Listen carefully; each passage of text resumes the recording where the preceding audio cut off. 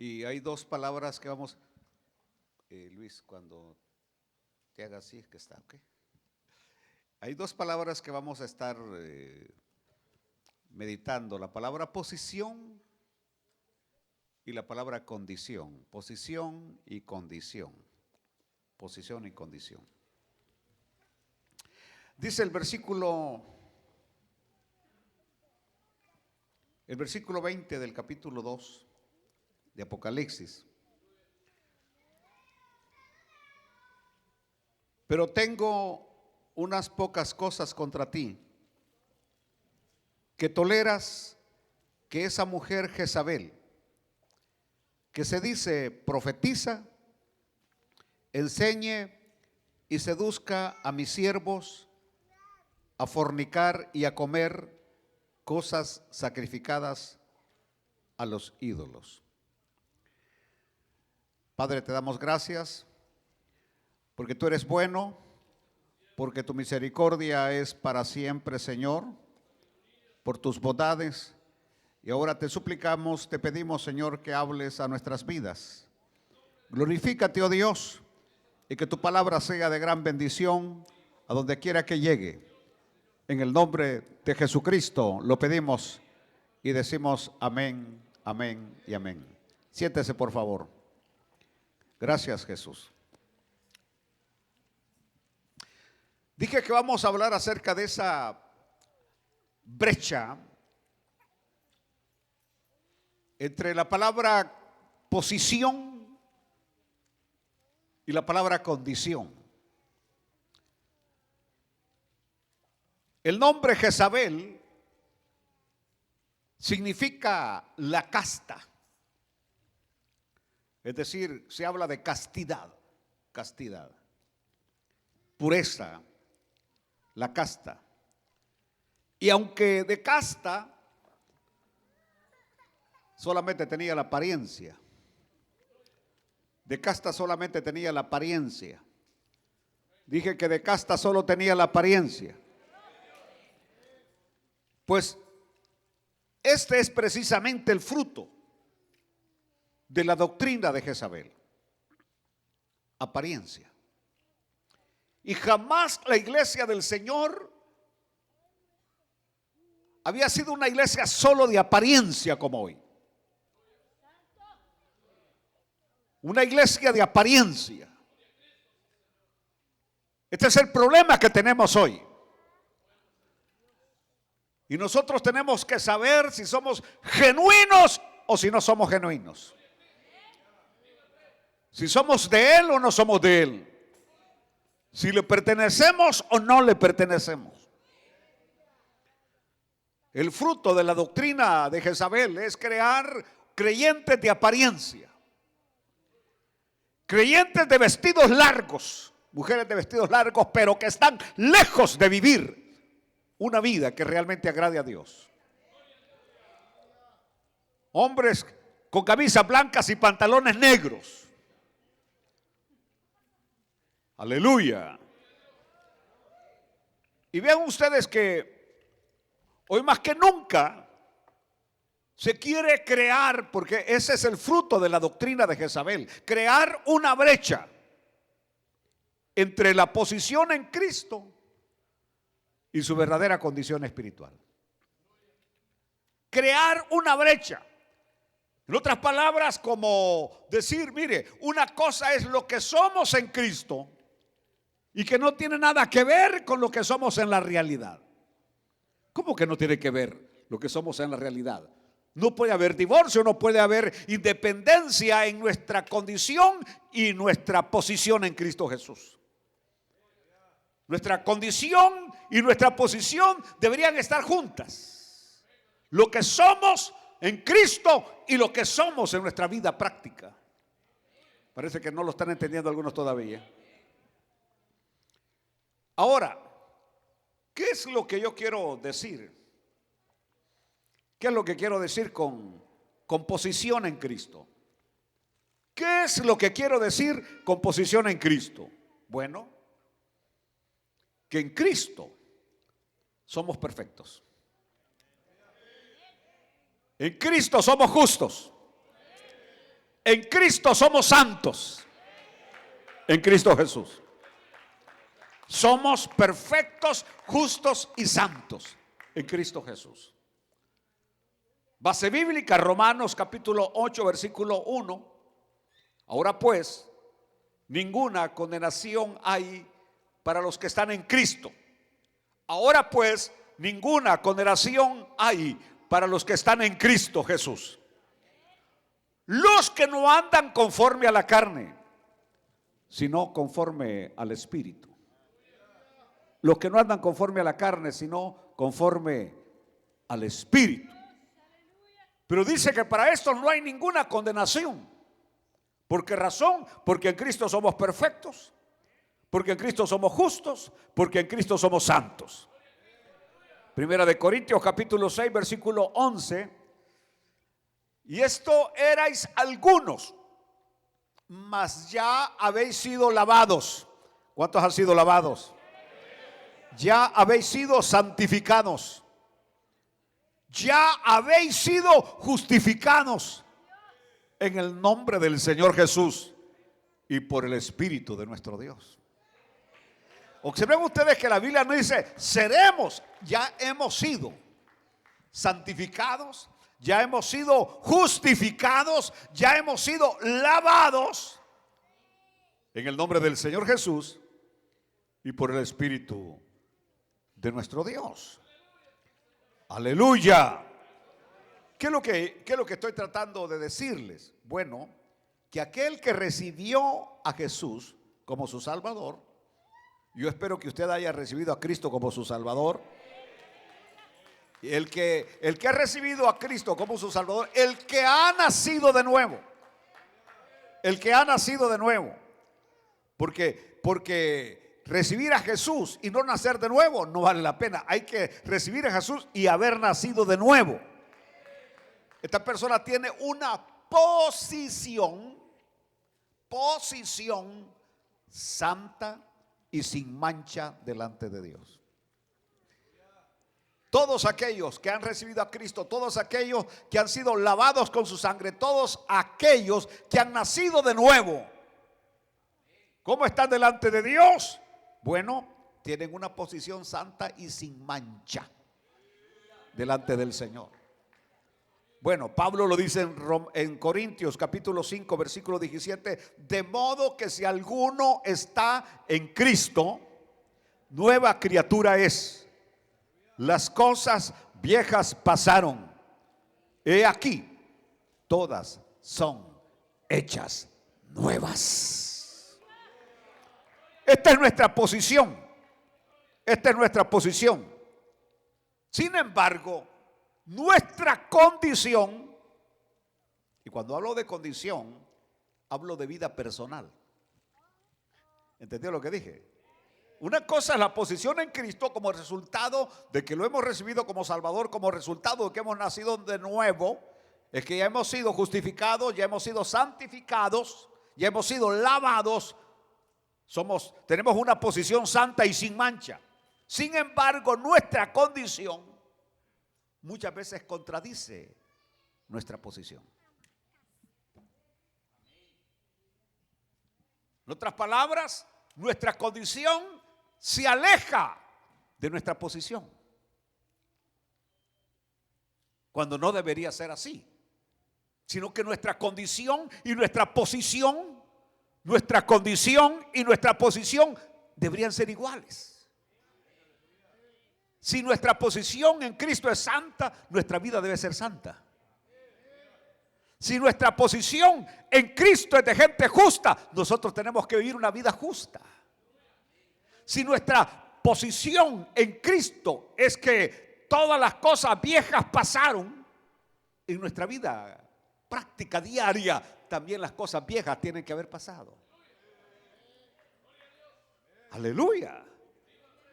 Entonces, la doctrina de Jezabel simplemente viene y le dice no, es decir, tu vida en Cristo es una y tu vida real es otra, y no hay ningún problema porque no te vas a salvar por cómo vivas, sino que te vas a salvar por la posición que tienes en Cristo.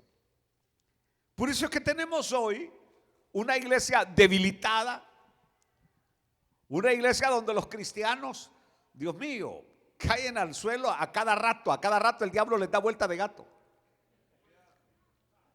¿Me entendió? A cada rato. ¿Por qué? Porque ellos entienden que una cosa es la posición y otra cosa es la condición. Y que la condición no importa. Pues yo vengo a decirles que la condición sí importa. Porque el Señor está preparando para él un pueblo santo. Una iglesia gloriosa. Una iglesia que no tiene mancha ni arruga. Eso es lo que el Señor está preparando. Aleluya. Bueno, observen lo que voy a decir hoy. Porque nuestra vida tiene que ser santificada. Ya hemos sido santificados. Inicialmente, cuando venimos a Cristo, somos santificados. Pero luego esto no termina ahí, sino que entramos en un proceso de santificación. ¿Por qué razón? Porque sin santidad nadie verá al Señor. Entonces, si yo solamente digo, bueno, ya Cristo me salvó y hasta aquí llego, aquí tranquilo, ya voy para el cielo, etcétera, etcétera, usted se equivoca. Usted tiene que cada día santificarse.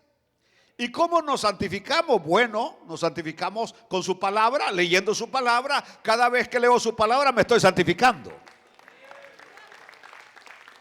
Bueno, ¿y cómo más me santifico? Bueno, la sangre poderosa de Cristo tiene poder para santificarme. Y su sangre todavía es eficaz. La sangre del Hijo de Dios todavía es eficaz. ¿Y qué más? Bueno, la Biblia dice que ahora somos templo y morada del Espíritu Santo. Así que la palabra, la sangre y el Espíritu nos santifican. La palabra, la sangre y el Espíritu nos están santificando. Gloria a Dios. Gloria a Dios.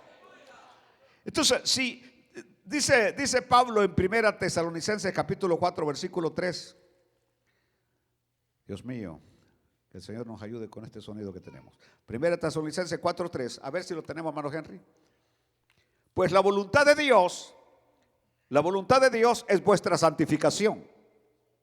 La voluntad de Dios es vuestra santificación. Que os apartéis de fornicación. Recordémonos que la palabra fornicación es inmoralidad. Que se aparten de toda inmoralidad. Eso es lo que está diciendo.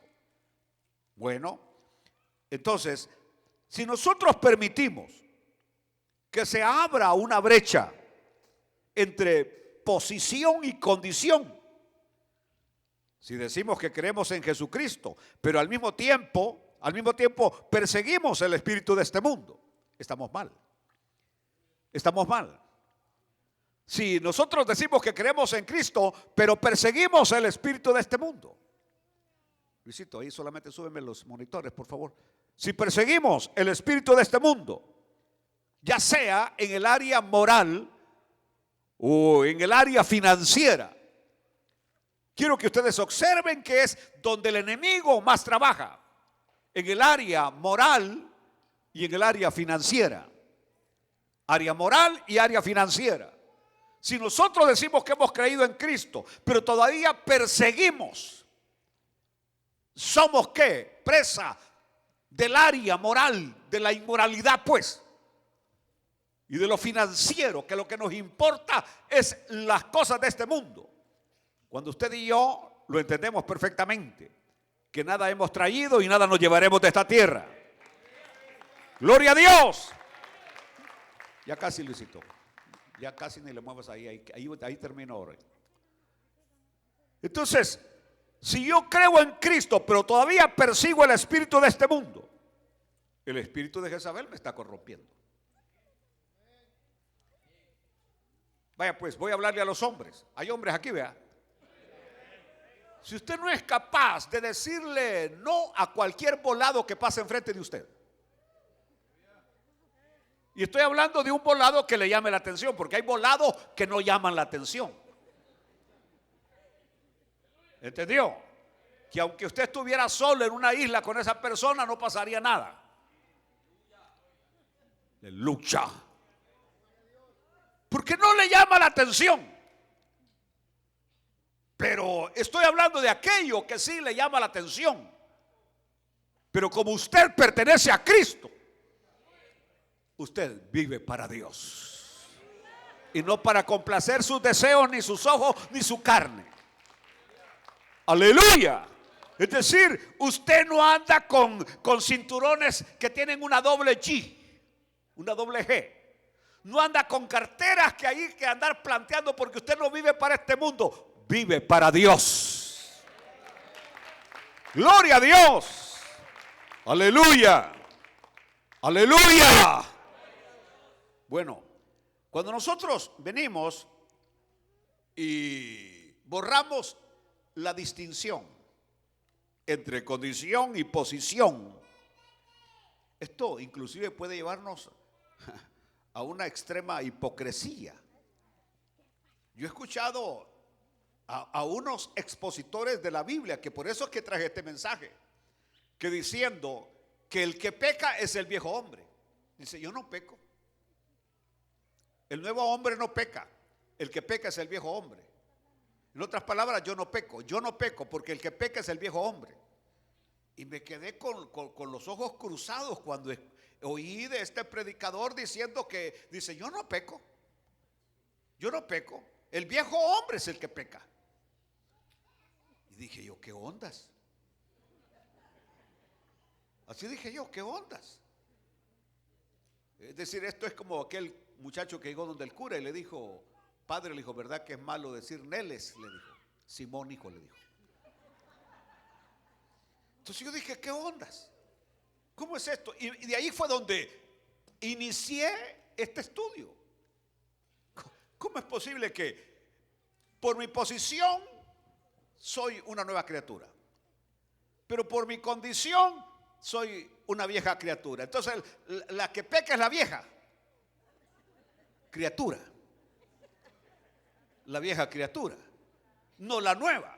Entonces este expositor, que es muy famoso, anda torcido, anda chueco. ¿Entendió? Aleluya. Porque lo que yo acepto es que somos nuevas criaturas, aunque la vieja naturaleza todavía está dentro de nosotros. Aleluya. Pero a medida que usted se consagra más a Dios, el viejo hombre no puede ni levantar la cabeza. Aleluya. Aleluya. Mire, dice Apocalipsis capítulo 2 versículo 20. Pero tengo unas pocas cosas contra ti, que toleras. Póngale atención a la palabra toleras, porque la palabra importante de este versículo es toleras. Es que toleras. Es decir, de repente las personas al principio batallan con un X pecado. Y luchan para vencer ese X pecado. Pero de repente empiezan ¿a qué? A tolerarlo. Así como el muchacho que se empieza a portar mal, nuestros hijos se empiezan a portar mal, y al principio somos un poco duras, pero luego empezamos a tolerar. Aleluya. Así como aquel hermano que empezó a tolerar que su esposa todos los viernes se iba para con sus amigas del trabajo a bailar, y ya después ya no llegaba todo el viernes en la noche o sábado en la noche, ya no llegaba a la casa. Es decir, empezó a tolerar. Y el ser humano es muy propenso a eso, a tolerar. Entonces viene Juan y hoy dice, tengo unas pocas cosas contra ti, que toleras. ¿Que toleras qué? Que esa mujer, Jezabel, que se dice profetiza.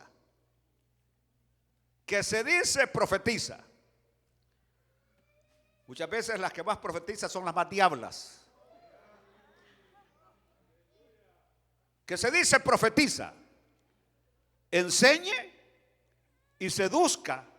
Y seduzca a mis siervos a fornicar. a la inmoralidad, pues, y a comer cosas sacrificadas a los ídolos. Jezabel seduce a los fieles para que coman del sacrificio de los ídolos. ¿Qué quiere decir eso, hermano pastor? Es decir, los invita a tener comunión con aquellos que andan en tinieblas. Y usted no puede tener, la luz no puede tener comunión con las tinieblas, porque usted es luz. Usted es luz y no puede tener comunión con las tinieblas. Gloria a Dios. Entonces, ¿qué es lo que pasa ahí? Que el amor del Señor termina siendo traicionado por el mal comportamiento o por las malas compañías, y usted se va alejando cada vez de lo que la Biblia requiere de usted como cristiano, la santidad, y va viendo las cosas como normales, como normales, como normales, como normales, como normales. Por eso es que digo que las malas obras de la iglesia no consisten en un pecado puntual, sino en la tolerancia que han tenido con el enemigo. La tolerancia que han tenido con el enemigo, donde usted, como dicen los de Hermanos de México, aquí vine a aprender esa palabra, le van dando quebrada. Le van dando quebradita, quebrada, quebrada al enemigo, quebrada, quebrada al enemigo. Al fin y al cabo, tolerar es el mal. Es el mal. Aleluya. Porque al tolerar reafirmamos, aceptamos aquello como que si fuera normal. Se lo voy a decir de otra manera. Así que lo que muchas veces el Señor ya sabe que soy débil. El Señor ya sabe que me gusta ir a bailar. El Señor ya sabe que me gusta echarme mis tragos. Es que el Señor ya sabe que a mí me gustan las viejas. El Señor lo sabe. Y ¿por qué voy a esconder si a mí me gustan? Entonces estás tolerando, no estás peleando. Y la vida cristiana es de pelear. Aleluya. Si usted se pone con alguien y aquel lo trinca al suelo, no va a doblar las manos y decirle, vaya, pues pégame todo lo que quieras. No, usted va a estar abajo de aquel, pero todavía va a estar luchando para ver cómo se sale, cómo se zafa, pues, de aquel que lo tiene trincado al suelo. ¿Por qué usted permite que el diablo lo tenga trincado al suelo? ¿Por qué permite que el diablo esté haciendo con usted lo que él quiere? Y usted simplemente, que soy débil. Soy débil. Es todo, soy débil. Eso se llama tolerar. Tolerar. Aleluya. Y viene el apóstol Juan y dice que eso es doctrina de Jezabel. Porque luego venimos y nos disfrazamos para venir a la iglesia. Aleluya, aleluya. Sales de aquí y el diablo hace contigo lo que le da su regalada gana.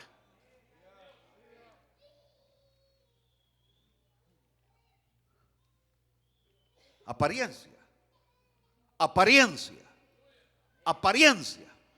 ¿Sabe cómo es esto? Como aquellos que vienen tomaditos de la mano a la iglesia. Y saliendo de la iglesia van peleando como diablos. Y en la casa no se diga. Él duerme por un lado y ella por otro lado. Pero aquí, honey, sugar. Aprendieron la canción de los Archie. Aleluya. ¿Por qué no se muestran realmente? Y los que son afuera tienen que mostrarlo. Si allá duermen uno en un lado, pues también hay uno que se siente por un lado y el otro, pero no se andan sentando juntos, aparentando lo que no son. Hipócritas. Aleluya. Mire, Hablando de eso, ¿se han fijado ustedes unas siervas que tienen una voz tan suave? Sí, hermano, Dios le bendiga, hermano. Y uno dice, qué voz más angelical la que tiene esta sierva. Quisiera que vaya y le escuche cómo habla en la casa. A ver si la sierva habla de igual como habla aquí en la iglesia. ¿Me están oyendo? Entonces, lo que estoy atacando y quiero quitarle la cabeza es la doctrina de Jezabel, que se llama tolerar. Que vamos tolerando y tolerando. Aleluya. Ahora, fíjense ustedes lo que voy a seguir. No es casualidad que si Jezabel se llama la casta y que de casta no tiene nada, no es casualidad que Sardis significa remanente. Sardis significa remanente. Pues el Señor Jesús manda a escribir a la iglesia de Sardis y le dice en Apocalipsis 3:4, pero tienes unas pocas personas en Sardis que no han manchado sus vestiduras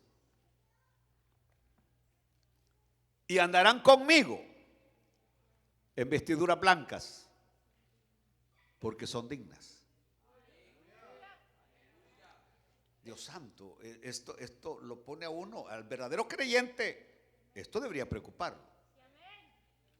Porque dice unas pocas personas. Unas pocas personas en Sardis. La iglesia muerta pues. Pero que tenía un remanente. Que tenía un remanente. Que no han manchado sus vestiduras. Y andarán conmigo en vestiduras blancas. Una vez más, lo que yo les digo es, a mí no me debe importar cómo viven los demás o qué hacen los demás. Mi relación con Dios tiene que ser muy única y personal. Única y personal.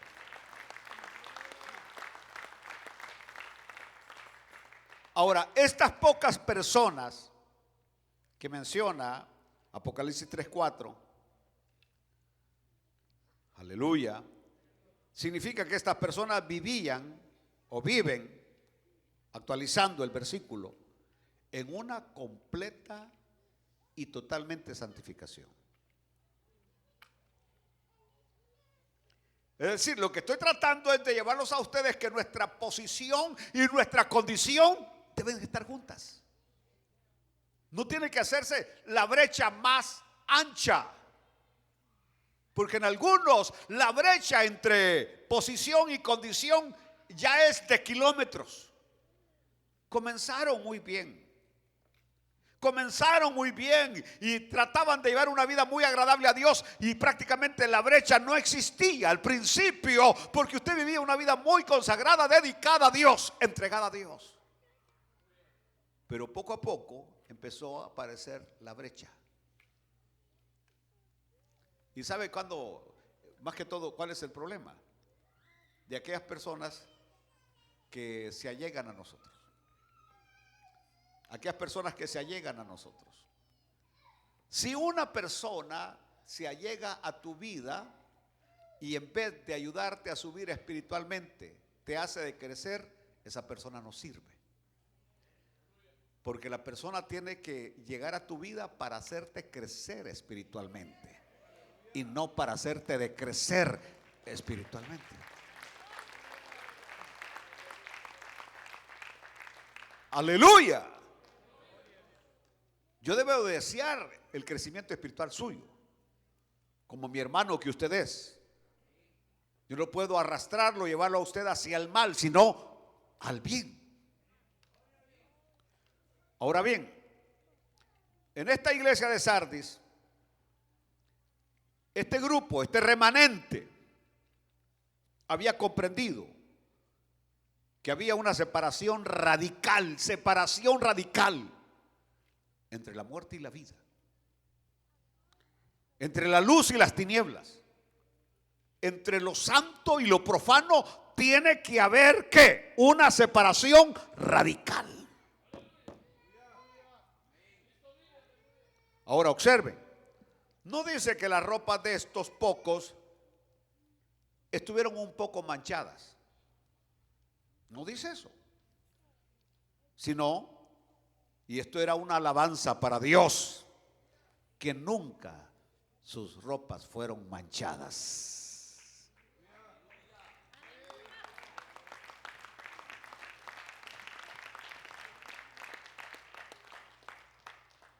Estoy predicando un mensaje muy ideal para todo cristiano que verdaderamente ame y quiera servir a Dios. Jeremías, el profeta Jeremías, vio la misma imagen en relación con Judá e Israel. Recordémonos que en el tiempo de Jeremías el reino estaba dividido. Israel había sido llevado cautivo por los asirios, allá por el ¿qué? Por el 800. Y luego Judá, unos 200 años después, sería llevado cautivo a Babilonia. Pero ahí en Jeremías 24, versículo 2 al 8, oiga cómo dice: una cesta tenía higos muy buenos, como brevas, dice muy buenos, y la otra cesta tenía higos ¿qué? Muy malos. Una cesta tenía higos muy buenos, y otra cesta tenía higos muy malos. ¿Qué de malos? No se podían comer. Aleluya, sigamos leyendo. Y me dijo Jehová: ¿qué ves tú, Jeremías? Y dije: higos buenos, muy buenos, y malos, muy malos, que de malos no se pueden comer. Y vino a mí palabra de Jehová diciendo: así ha dicho Jehová, Dios de Israel, como a estos higos buenos, así miraré a los transportados de Judá, a los cuales eché de este lugar a la tierra de los caldeos, para bien. Porque pondré mis ojos sobre ellos para bien, y los volveré a esta tierra, y los edificaré, y no los destruiré, los plantaré, y no los arrancaré. Y les daré corazón para que me conozcan, que yo soy Jehová, y me serán por pueblo, y yo les seré a ellos por Dios, porque se volverán a mí de todo su corazón. Y como los higos malos, que de malos no se pueden comer, así ha dicho Jehová, pondré a Sedequías, es decir, a la casa real de Judá, a sus príncipes y al resto de Jerusalén que quedó en esta tierra, y a los que moran en la tierra de Egipto. Aleluya. Recordémonos que la deportación a Babilonia fue un castigo que vino de parte de Dios, porque Israel se había apartado de Dios. Dos males ha hecho mi pueblo, decía Jeremías. Se apartaron de mí, fuente de agua viva, y cavaron para sí cisternas rotas que no retienen agua. Los ídolos no sirven. El único que salva es Jehová de los ejércitos. El único que sacia la sed es Cristo Jesús, Jehová de los ejércitos. Aleluya. Entonces, este pueblo fue llevado cautivo a miles de kilómetros de distancia de Jerusalén. Pero ¿sabe lo que hizo este pueblo? Al llegar allá, colgaron sus arpas, sus cítaras, sus guitarras, y anduvieron de luto, tristeza. y recordando Jerusalén, recordando el templo, recordando a su Dios, no se apartaron de su Dios. Es decir, esta situación lo que los llevó fue al arrepentimiento. Los condujo a buscar a Dios. Aleluya. Y venían aquellos y les decía, canten. Y de ellos decían, ¿cómo cantaremos? Si estamos lejos de nuestra tierra, estamos lejos de nuestro Dios, ¿cómo cantaremos? Aquel famoso salmo, Babylon River, los ríos de Babilonia, nos muestran la tristeza que había en ellos, añorando, así como cuando David andaba lejos de Jerusalén, que decía él que lo que más le afectaba era no poder estar en el templo adorando a Dios. Era lo que más extrañaba David.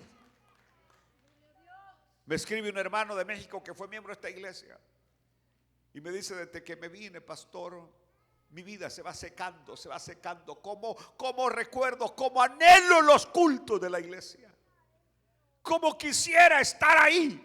Le digo, pero no lo ve por internet. Sí, pastor, pero no es lo mismo. Y es cierto, no es lo mismo. Oyeron los que están por internet, no es lo mismo. Talibanes, no es lo mismo. Aleluya, aleluya. Así que este remanente allá en Babilonia no se contaminó con las costumbres, no se contaminó así como Daniel, los jóvenes hebreos que propusieron en su corazón no contaminarse con el culto babilónico.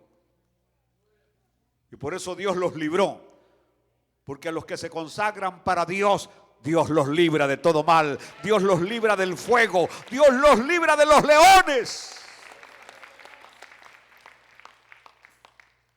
Aleluya.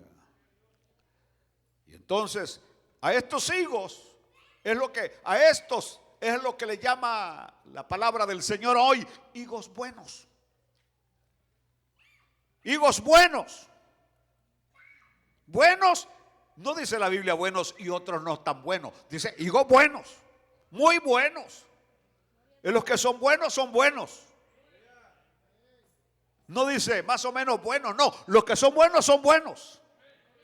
Dije que el creyente que es bueno es bueno. Y el que es malo es malo. ¿Y quiénes eran los malos aquí? Aquellos que se quedaron en Jerusalén.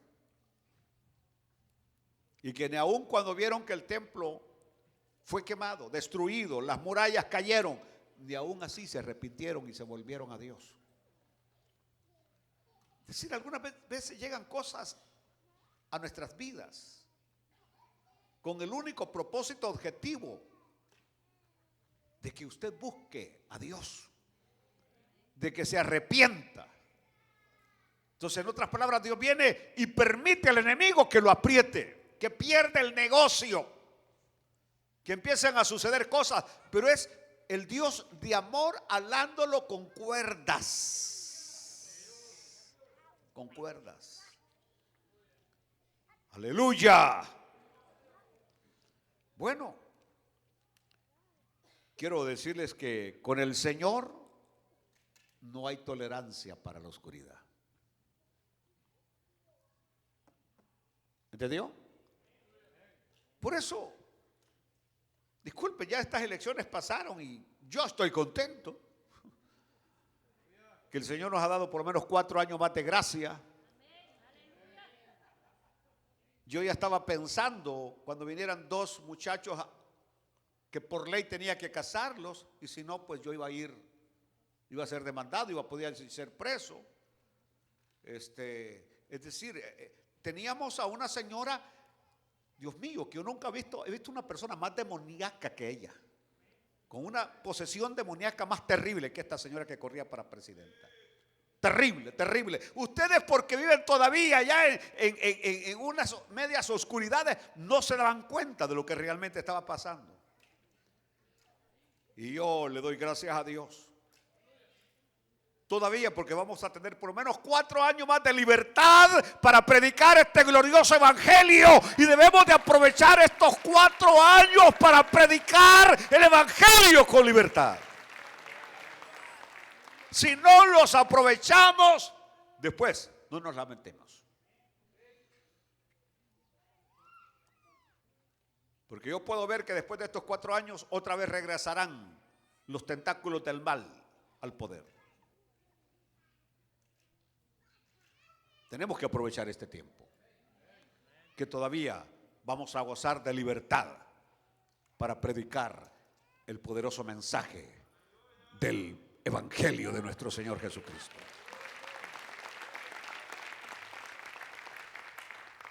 Aleluya.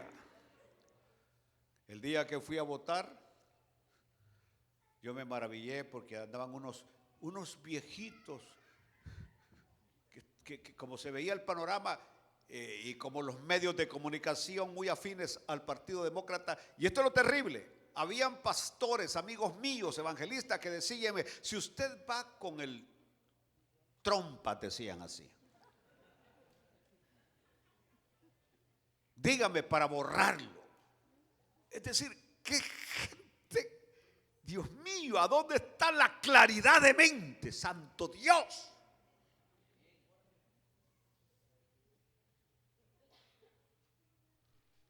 El gran lema de esta señora era el empoderamiento de las mujeres, donde la mujer podía tener 9 meses de embarazo y decía: voy a abortar, aunque el marido le dijera no, ella lo iba a hacer. Al fin y al cabo es mi cuerpo. Dios mío. Así que hoy le dijimos una vez más sí a la vida, sí a Dios, sí a su palabra.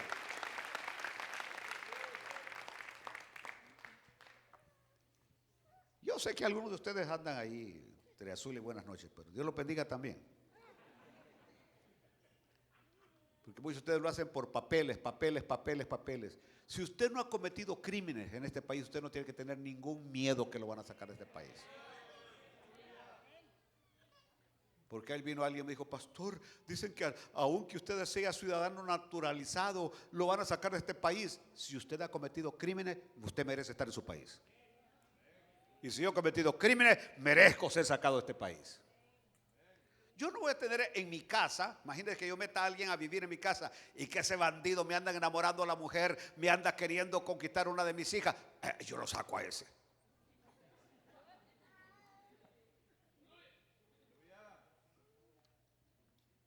Ojalá que entiendan, ¿no? Pero dejémonos de eso, simplemente démosle gracias a Dios por lo que acaba de pasar.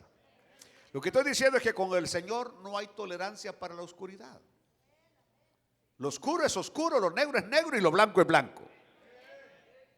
Por eso la Biblia habla: aquellos que no han manchado sus vestiduras.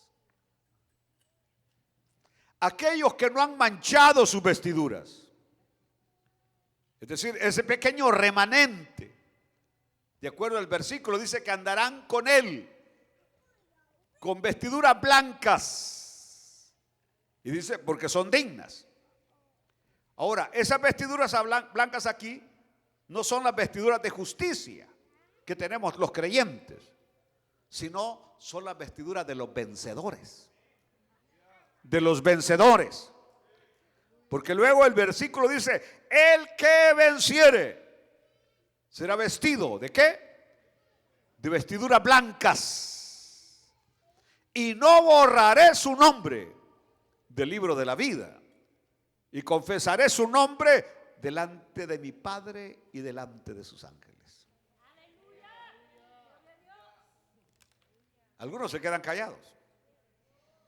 Para los verdaderos creyentes, para los elegidos, para los llamados, el ser vencedores no es una probabilidad, es una seguridad.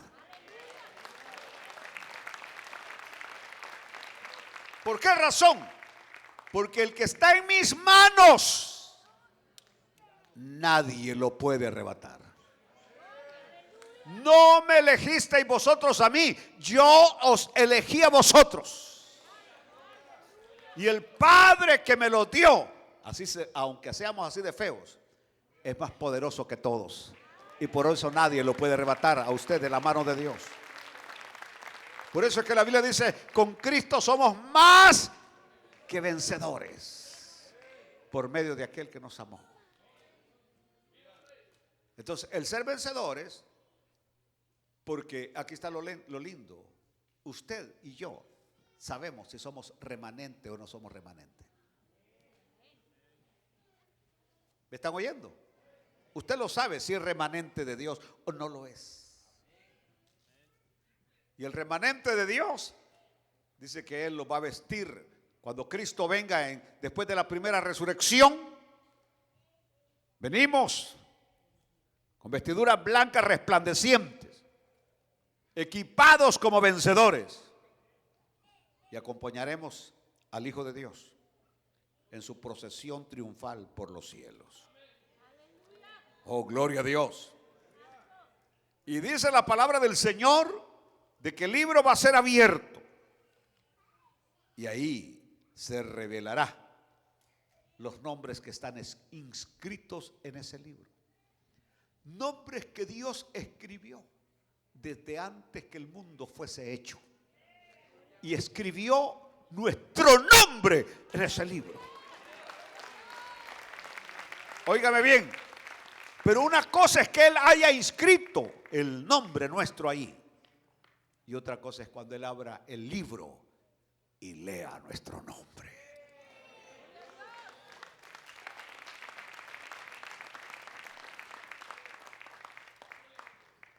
Yo creo que una de las cosas de los enamorados es cuando el enamorado le dice el nombre a la enamorada, ¿verdad? ¿Ah? Cuando aquí el hermano le dice a usted, Lupita. Entonces, Lupita, mi Lupita.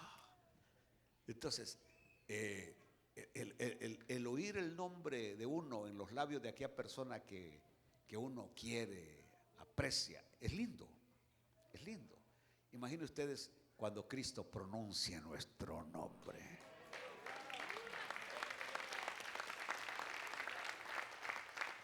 Ahora, hay muchas personas que a mí me lo han dicho y me dicen, pastor, a mí no me gusta el nombre que me pusieron. A mí no me gusta el nombre. Imagínate que le pusieron Pascual, ¿verdad? Y hay otros nombres horribles, ¿verdad? Chimultrufia, imagínese usted.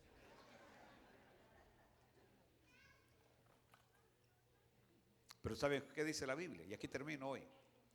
Que dice que cuando Él lea nuestro nombre, nos va a poner un nuevo nombre, que va a ser por toda la eternidad.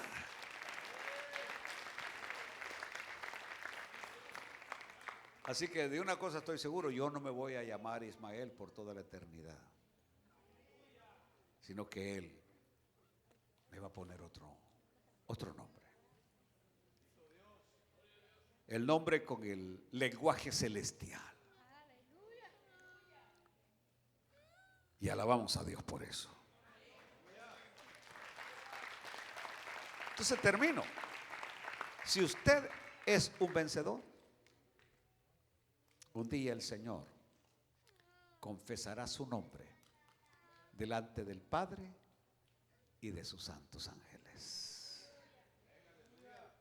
¿Quiere ponerse de pie en esta noche? Y vamos a decirle, amado Dios, qué importante es entender, Señor, que nuestra posición en ti es de personas santas, justas, perfectas, pero que nuestra condición debería ser igual también. En otras palabras, debemos esforzarnos para vivir una vida que se asemeje a nuestra posición en Cristo Jesús. Que la brecha vaya desapareciendo, Señor, y no que se vaya aumentando. Ser como tú. Ya no vivo yo, sino que Cristo vive en mí. Padre, gracias. Démosle un aplauso al Señor en esta noche.